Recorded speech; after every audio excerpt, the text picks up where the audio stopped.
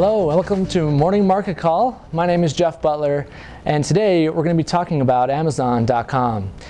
And with me today we have Liz, who spent her summer interning at Amazon.com. Now Liz, my first question that I have to ask you is, do you have to take a lot of shots before you went to the Amazon?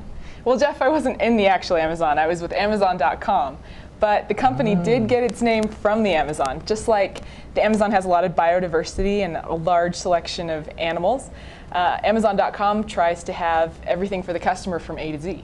Excellent. So it does kind of correlate to my thoughts and perceptions about spending the summer in the Amazon. So that's good.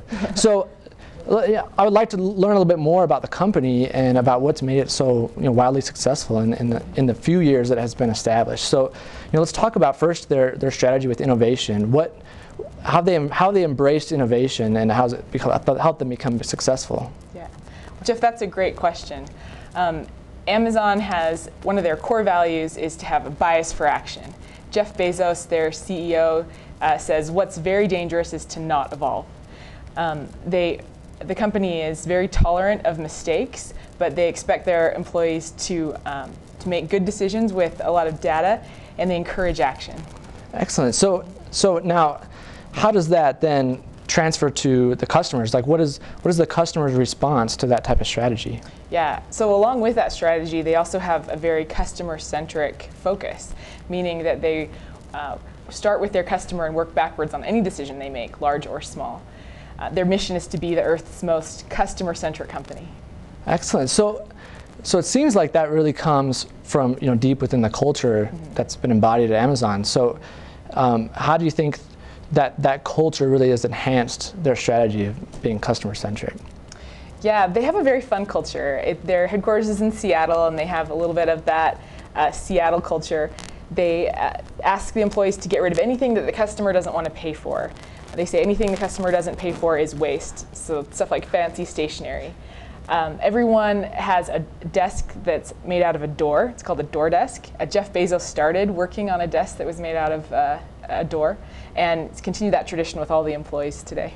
Wow. So I imagine that really kind of permeates through the organization. That kind of hits home that I'm working at a door, and kind of harkens back to their roots. That's really cool.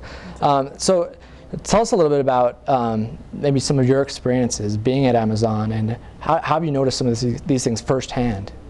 Yeah, well, I was a customer service operations intern. So I was at a customer service center in Huntington, West Virginia. My project was to improve the customer experience with promotion-related issues. So I was given a process that needed improvement, and I got to start from the beginning and see what innovative solutions we could come up with to improve the customer experience. That sounds awesome. I mean, that's definitely directly related to the things that you've been learning in the MBA program and things like that. So if I'm not off base here, I understand that you were able to take advantage of some of the whitewater rafting, kayaking, those types of things while you were there in West Virginia. Yeah, I was. One of my favorite hobbies is whitewater kayaking, and West Virginia has world-class whitewater. So I got out on the New and the Gauley River, and I found that kayaking has a lot of similarities to supply chain. I remember learning in my first year that whenever you're trying to improve a process, you need to start with a flow chart, and the idea is to keep processes moving, get rid of bottlenecks, and get rid of things that block the flow. Just like with kayaking, you want to stay in the flow, and you'll have a good time. That's right. I imagine riding something like this down some of those rivers would be quite the good time, and definitely want to avoid any blockages. Yep. Just like in your supply chain.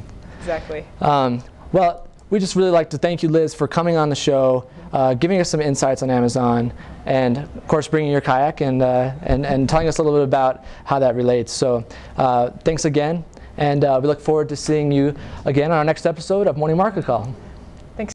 Morning Market Call is brought to you by the Marriott School of Management in cooperation with the Brigham Young University Department of Communications. MMC is made possible by generous donations from Larry Tasjan and Gary Williams. This show was produced by Jeff Butler, Janessa Cloward, David Wood, and Doug Mumford, with line producing by Beth Grimmett. For more information, please follow us on Twitter and Facebook.